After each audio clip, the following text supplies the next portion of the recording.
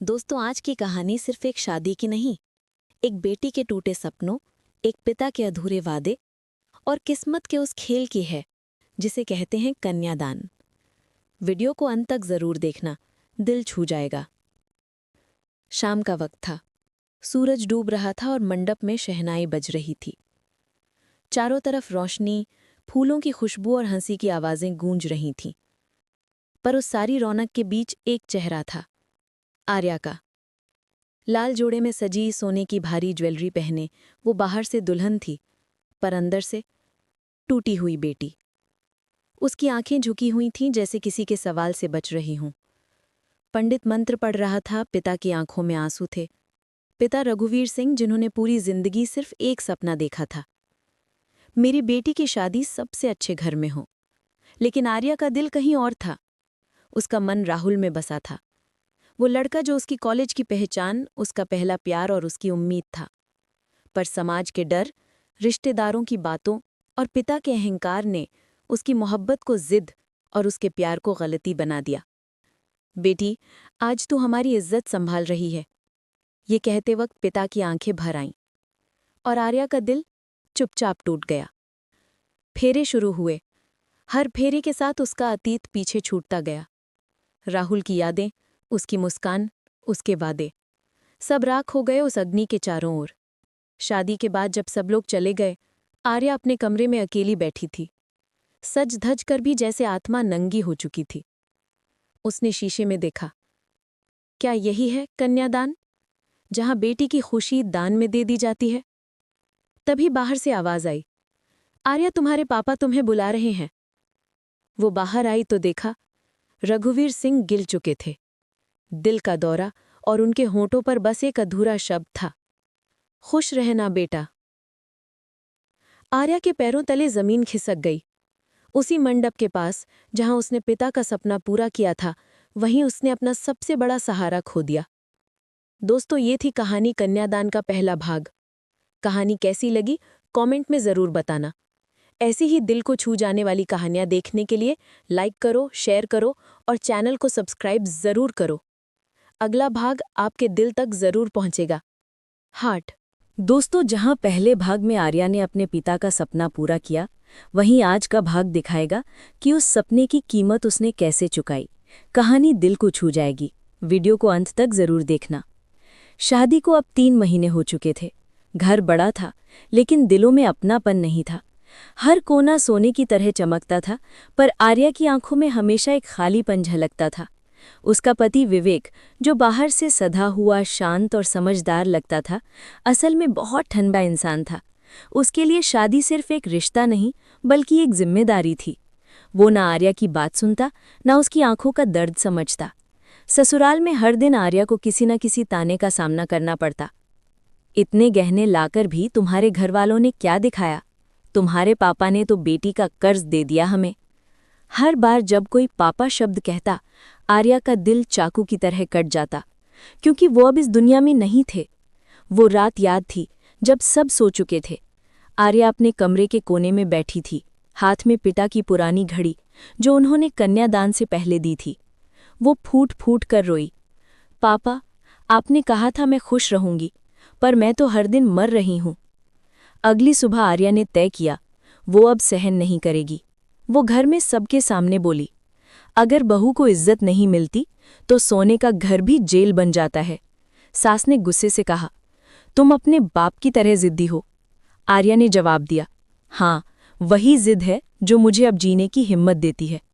उस दिन पहली बार उसने अपने लिए आवाज उठाई, और उसी दिन पहली बार विवेक ने उसे ध्यान से देखा। शायद उसे एहसास हुआ कि जिस औरत को वो नज़रअंदाज कर रहा था, वो अंदर से कितनी टूटी पर कितनी मजबूत है। लेकिन किस्मत को अभी और परीक्षा लेनी थी। उस रात आर्या को फोन आया, मैडम, आपके पिता के नाम की ज़मीन पर कुछ लोग कब्जा करने आए हैं। आर्या की आंखों में फिर से वो दर्द लौटा जो उसने पहली बार कन्यादान के वक्त महसूस किया था। अब ये उसकी लड़ाई थी, सिर्फ अपने लिए नहीं, अपने पिता की इज्जत के लिए भी। दोस्तों, ये थी कन्यादान का दूसरा भाग। क्या आर्या अपने पिता की इज्जत और अपने अधिकार बचा पाएगी? जानने के लिए देखिए अगला भाग, कन्यादान भाग 3, एक बेटी की लड़ाई। कहानी कैसी लगी कमेंट में ज़रूर बताना। ऐसी ही दिल को छू जाने वाली कहानियों के लिए लाइक करो, शेयर करो और चैनल को सब्सक्राइब ज़रूर करो। दोस्तों, किसी बेटी का कन्यादान तब पूरा नहीं होता जब तक वो खुद अपनी इज्जत और हक के लिए खड़ी ना हो जाए। आज की कहानी उसी आर्या की है जो टूटी नहीं बल्कि फिर से जी उठी। कहानी को अंत तक जरूर सुनना, दिल तक पहुंचेगी। समय बीत गया पर जख्म नहीं। आर्या अब उस घर में थी जहां उसे दुल्हन नहीं, जिम्मेदारी कहा जाता था। हर दिन एक नई कसौटी, हर सांस में एक नई सजा। सासू माँ हर सुबह कहती, बेटा तुम्हारे पापा तो चले गए, अब यही तुम्हारा घर है, बात मानना सीखो तभी चैन मिलेगा। पर चैन तो जैसे आर्या से रूठ चुका था। उसका पति आदित्य, जो शादी के वक्त खामोश था, अब गुस्से में रहने वाला इंसान बन गया था। न प्यार, न अपनापन, बस आदेश और अहंकार। एक दिन जब आर्या ने अपने पिता की पुरानी तस्वीर को दीवार पर लगाने की कोशिश की, आदित्य ने गुस्से में कहा, ये घर तुम्हारे बाप का नहीं है, जो चाहो मत करो। वो तस्वीर जमीन पर गिरी और साथ ही आर्या का धैर्य भी। उसने पहली बार अपनी आंखें उठाईं और कहा, आप सही कह रहे हैं, ये घर मेरे पिता का नहीं, पर मैं अब किसी की दया पे नहीं रहूंगी। वो तस्वीर उठाकर सीने से लगा ली। मेरे पिता ने मुझे सहना नहीं, खड़ा होना सिखाया था। उस दिन के बाद आर्या ने खुद को संभाला। वो नौकरी ढूंढने लगी, लोगों की बातों से बेपरवाह होकर अपनी नई शुरुआत की तलाश में निकली। कई ठोकरें खाईं, मगर हार नहीं मानी। धीरे धीरे उसकी मेहनत रंग लाई। वो एक एनजीओ में काम करने लगी, जहां वो उन औरतों की मदद करती थी जो अपने हक के लिए लड़ना चाहती थीं। एक दिन उसी एनजीओ में राहुल आया, जिसने कभी उसका साथ छोड़ा था मजबूरी में। उसकी आंखों में भी शर्म और अधूरापन था। पर आर्या ने मुस्कुराकर कहा, राहुल, अब मैं किसी की आर्या नहीं हूं, मैं खुद अपनी पहचान हूं। राहुल झुक गया और बोला, तुम जीत गई आर्या। वो हंसी, नहीं राहुल, मैं नहीं, हर वो औरत जीती है जिसने अपने दर्द को हार नहीं बनने दिया। दोस्तों, ये थी कहानी कन्यादान का तीसरा भाग। कभी कभी कन्यादान सिर्फ शादी नहीं होता, वो एक पिता की उम्मीद, एक बेटी की ताकत और एक समाज के सोच बदलने की शुरुआत होती है। अगर कहानी दिल को छू गई हो तो इसे लाइक करो, शेयर करो और ऐसी ही सच्ची कहानियां सुनने के लिए चैनल को सब्सक्राइब जरूर करो। अगली कहानी सीधे आपके दिल तक पहुंचेगी। दोस्तों, कहते हैं ना, एक औरत जब चुप रहती है तो दुनिया उसे कमज़ोर समझती है, लेकिन जब वही औरत बोलती है तो समाज की सोच हिल जाती है। आज की कहानी कन्यादान भाग 4 ऐसी ही एक औरत की जीत की कहानी है। वीडियो को अंत तक ज़रूर देखना, दिल छू जाएगा। अब आर्या बदल चुकी थी। वो वही लड़की नहीं रही जो चुपचाप आंसू पी जाती थी। वो अब अपनी आवाज़, अपनी पहचान और अपने पिता की इज्जत बन चुकी थी। एनजीओ में उसका नाम फैलने लगा था। वो उन औरतों के लिए उम्मीद बन गई थी जो अपने घरों में कन्यादान के नाम पर हर दिन चुपचाप अपनी खुशी दान कर देती थी। एक दिन शहर के कॉलेज में उसे स्पीच देने बुलाया गया। विषय था कन्यादान की असली परिभाषा। मंच पर आर्या खड़ी हुई। सामने हजारों लड़कियां, कुछ बुजुर्ग माएं और कुछ पुरुष भी बैठे थे। उसने माइक पकड़ा और बोली, कन्यादान। ये शब्द सुनते ही हम सोचते हैं कि बेटी को पराया कर देना, उसे किसी और को सौंप देना, यही है इस रस्म का मतलब। पर असल में कन्यादान का अर्थ दान नहीं बल्कि विश्वास है। भीड़ खामोश थी। मेरा कन्यादान अधूरा था, क्योंकि मैं खुद अपनी खुशी दान नहीं कर पाई थी। पर आज मैं हर उस बेटी के लिए बोल रही हूं जिसे लगता है कि वो किसी की बोझ है। नहीं, तुम बोझ नहीं, तुम शक्ति हो। तालियों की गड़गड़ाहट ने पूरा हॉल गूंजा दिया। लोग खड़े होकर ताली बजा रहे थे।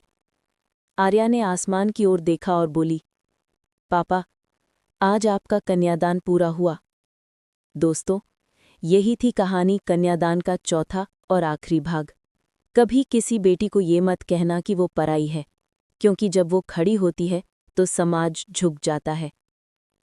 अगर कहानी दिल को छू गई हो तो लाइक करो, शेयर करो और ऐसी ही सच्ची दिल तक पहुंचने वाली कहानियों के लिए हमारे चैनल को सब्सक्राइब ज़रूर करो।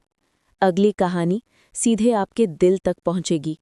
दोस्तों, हर कहानी का एक अंत होता है, लेकिन कन्यादान की कहानी एक नई शुरुआत लेकर आई है। आज का भाग उस आर्या की यात्रा का आखिरी पड़ाव है, जिसने आंसुओं को ताकत में बदल दिया था। वीडियो को अंत तक जरूर देखना, ये अंत नहीं, प्रेरणा है। कई साल बीत चुके थे। अब आर्या फाउंडेशन की संचालक बन चुकी थी, एक संस्था जो उन औरतों को सहारा देती थी जो चुपचाप दुनिया की बातों के नीचे दब गई थीं। उसकी आवाज़ अब अखबारों में छपने लगी थी, उसकी कहानी टीवी चैनलों पर दिखाई जाने लगी थी, लेकिन उसके भीतर अब भी एक खालीपन था, पिता की कमी। एक दिन एक छोटी बच्ची आई, लगभग 10 साल की, चेहरा डरा हुआ, आंखों में आंसू। उसने कहा, दीदी, मेरी माँ कहती है मैं बोझ हूँ, क्या मैं भी किसी दिन दान कर दी जाऊंगी? आर्या के दिल में जैसे कोई बाण लगा। वो नीचे झुकी, बच्ची का हाथ पकड़ा और बोली, नहीं बिटिया, अब कोई बेटी दान नहीं होगी। अब हर बेटी जीना सीखेगी अपने हक से, अपनी ताकत से। उस दिन आर्या ने फैसला लिया कि वो अब सिर्फ महिलाओं के लिए नहीं, पूरे समाज की सोच के लिए लड़ेगी। उसने शहर के हर स्कूल और कॉलेज में कन्यादान नहीं, समान अधिकार अभियान शुरू किया। वो चाहती थी कि पिता अपनी बेटियों को दान नहीं, सशक्त करें। धीरे धीरे उसका ये संदेश पूरे देश में फैलने लगा। लोग कहने लगे, आर्या सिर्फ एक नाम नहीं, एक सोच है। एक दिन उसी शहर के मंदिर में, जहां कभी उसकी शादी हुई थी, वो फिर से खड़ी थी, लाल साड़ी में, पर इस बार दुल्हन नहीं, नेता थी बदलाव की। उसने वहां खड़े होकर कहा कि आज मैं उस आर्या की आत्मा को मुक्त करती हूं जिसे कभी समाज ने चुप कराया था। आज हर बेटी बोलेगी, हर पिता मुस्कुराएगा, क्योंकि आज से कन्यादान नहीं, कन्या अभिमान होगा। लोग खड़े होकर ताली बजाने लगे और आसमान में उड़ते फूलों की वर्षा के बीच आर्या की मुस्कान वही थी जो उसके पिता हमेशा देखना चाहते थे। दोस्तों, ये थी कन्यादान की आखिरी कहानी, एक बेटी की जिसने अपना दर्द दूसरों की ताकत बना दिया। अगर आर्या की कहानी ने आपके दिल को छुआ तो इसे हर उस पिता और बेटी तक पहुंचाओ जो आज भी समाज के डर में चुप हैं। ऐसी ही सच्ची और दिल को छू जाने वाली कहानियों के लिए हमारे चैनल को लाइक करो, शेयर करो और सब्सक्राइब करना मत भूलना। अगली कहानी आपके दिल तक पहुंचेगी।